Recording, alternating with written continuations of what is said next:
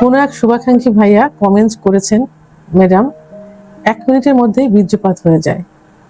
এই বীর্য নিয়ন্ত্রণ বা ধরে রাখার কিছু উপায় বা টেকনিক যদি বলতেন।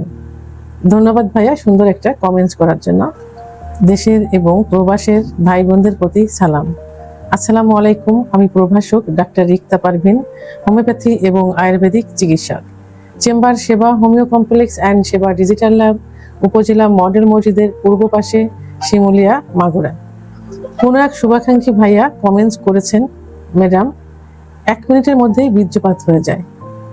এই বীর্য নিয়ন্ত্রণ বা ধরে রাখার কিছু উপায় বা টেকনিক যদি বলতেন। দ্রুত বীর্যপাত হয়ে যাওয়া প্রায় অধিকাংশ পুরুষের মধ্যে এটা দেখা যায়। কেউ লজ্জায় বলে, কেউ বলে না, কেউ চিকিৎসা নেয়, কেউ চিকিৎসা নেয় না, লজ্জা ভয় উভয়ই পেয়ে থাকে।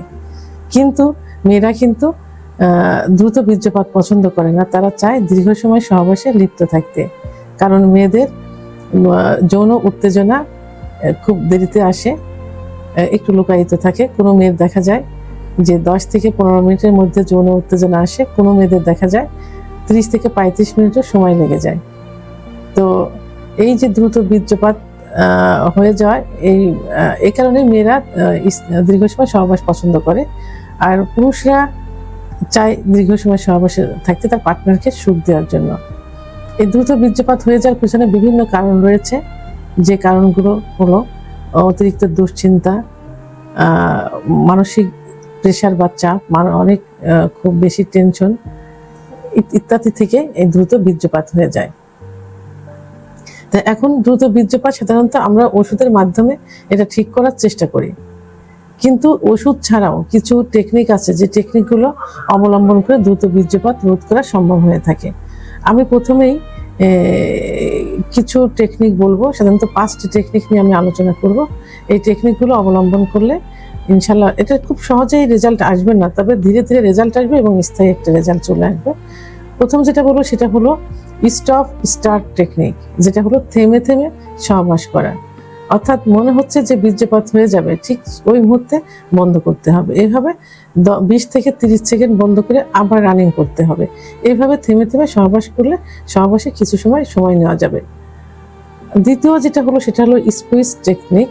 এটা হলো যে পুরুষের যে লিঙ্গের অগ্রভাগ থাকে, সেই অগ্রভাগে সাধারণত যারা মুসলমান, যাদের মুসলমানে দেওয়া হয়, মুসলমানের যেখানে উপরের যে চামড়াটা এনে কেটে দেওয়া হয় এবং যেখানে চারপাশ ঘুরিয়ে যেখানে সেলাই দেওয়া হয়, চারপাশ ঘুরিয়ে যেখানে স্টিচ দেওয়া হয়, সেই স্টিচের নিচে ওখানে জাস্ট এইভাবে প্রেশার দিতে হবে 5 থেকে 10 সেকেন্ড।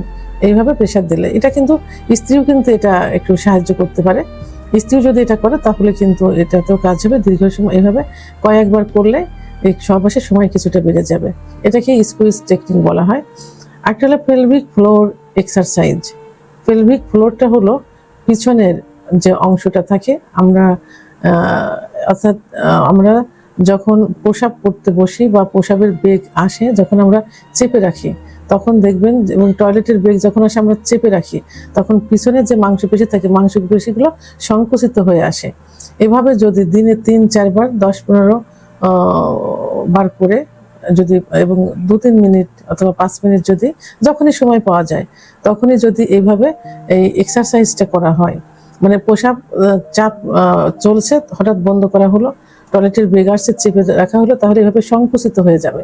এভাবে যদি কয়েকবার করা যায় দিনের ভিতরে, এটা আস্তে আস্তে রেজাল্ট আসবে। সঙ্গে সঙ্গে রেজাল্ট পাওয়া যাবে না, এই এক্সারসাইজটা করলে কিছুদিনের ভিতরে ভালো একটা রেজাল্ট চলে আসবে।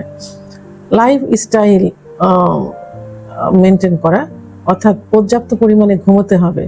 কারণ বীর্য তৈরি হয়, হরমোনটা তৈরি হয় গভীর ঘুমে। সেটা রাত 8টা থেকে অর্থাৎ রাত 10টা থেকে রাত 4টে পর্যন্ত হরমোনটা তৈরি হয়, টেস্টোস্টেরন হরমোন।